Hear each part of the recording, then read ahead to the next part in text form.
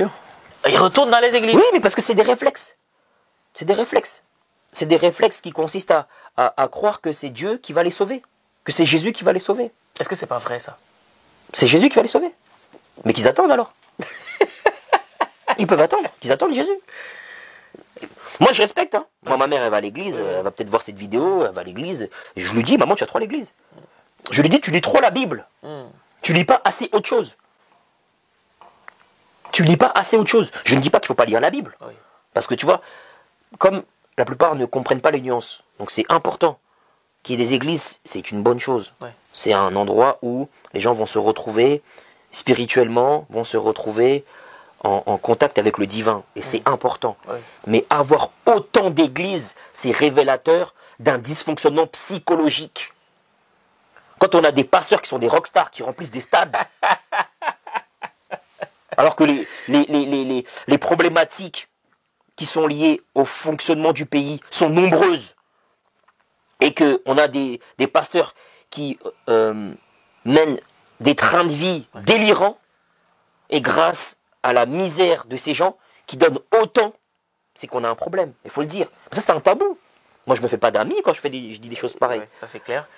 Que la paix vous embrasse, Laïka. C'est Jalik pour l'antidoctrine. J'espère que vous allez bien. J'espère que vous faites des efforts chaque jour pour vous améliorer. Est-ce que vous avez pu entendre de ce que vient de dire Maître Beko concernant les pasteurs au Congo? Ça peut être au Congo, comme ça peut être au State, ou dans un autre pays chrétien. Hein. Ok, c'est la même chose.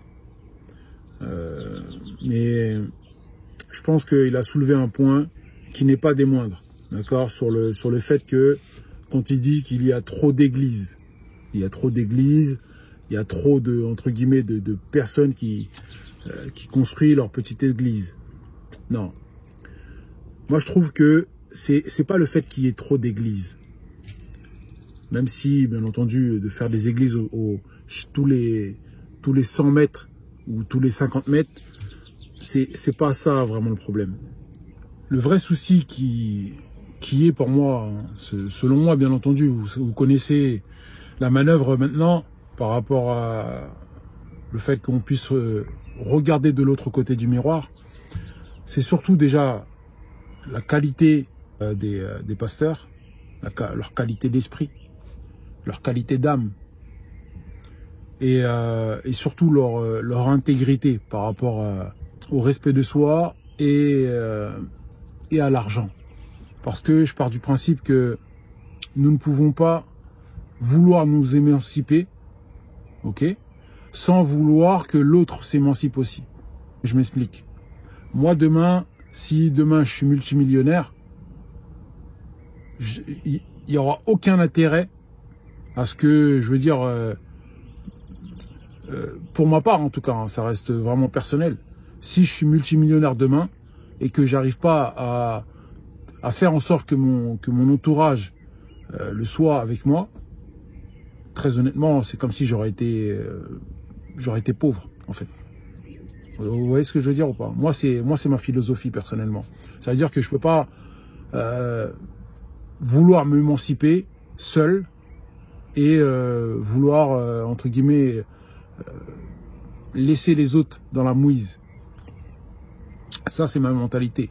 Maintenant, est-ce que ces pasteurs-là, qu'ils soient au State ou au Congo ou je ne sais où, en Afrique, au Kenya, tout ça, etc., est-ce qu'ils ont ce prêche-là?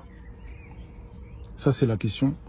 Est-ce que lorsqu'ils prêchent, par exemple, même en Haïti, hein, on peut y aller, même en Haïti, est-ce qu'ils prêchent le fait que, les gars, vous savez, la ville, elle est sale.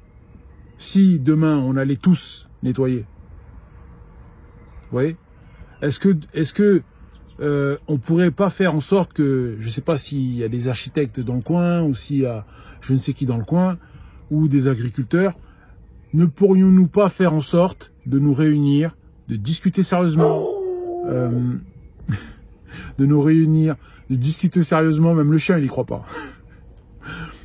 Donc de nous réunir, de discuter sérieusement par rapport à nos défauts et surtout par rapport à l'environnement qui nous entoure. Ne pourrions-nous pas nous améliorer tout simplement? Est-ce que, je veux dire, ces pasteurs-là peuvent à un moment donné se pencher là-dessus et se dire « Ah mon gars, j'espère que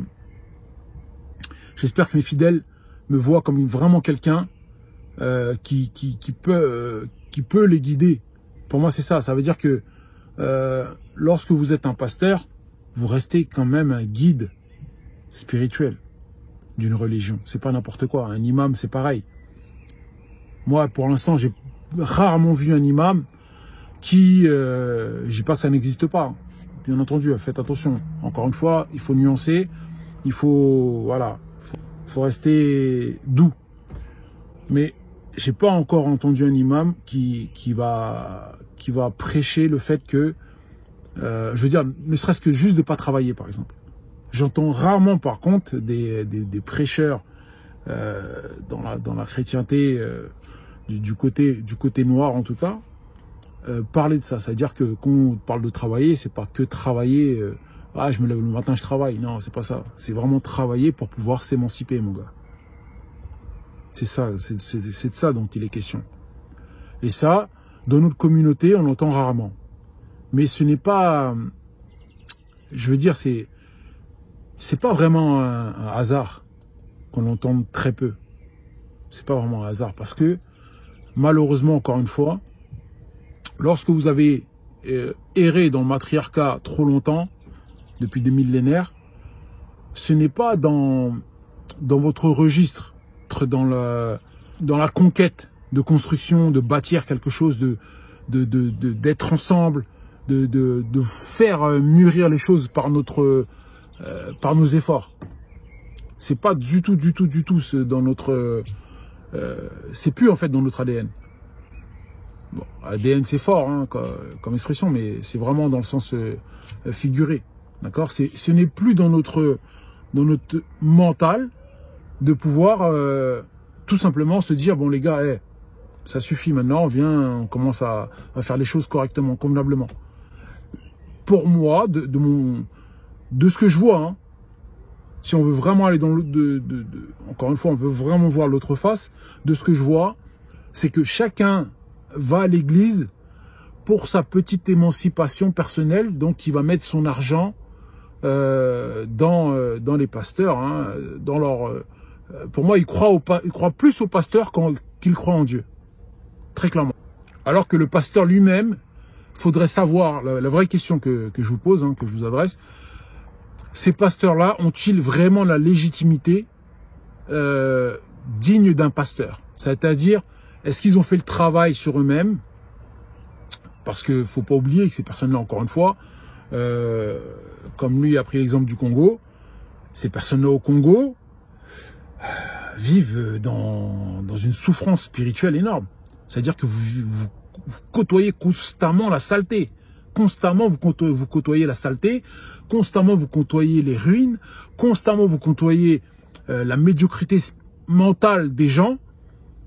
L'impolitesse, la bassesse. Comment pouvez-vous, c'est-à-dire qu'à ce moment-là, c'est-à-dire être un pasteur qui a grandi là-dedans, qui ne s'est pas véritablement émancipé avant c'est-à-dire de commencer à devenir pasteur, n'a pas réussi à vraiment s'émanciper par-delà, c'est-à-dire que lui, d'un jour au lendemain, il va faire une église, il va louer une salle par je ne sais quel biais, par je ne sais quelle manière, sachant lire, il va commencer à faire des prêches, etc., seulement pour amasser l'argent, et non pas pour guider spirituellement les gens.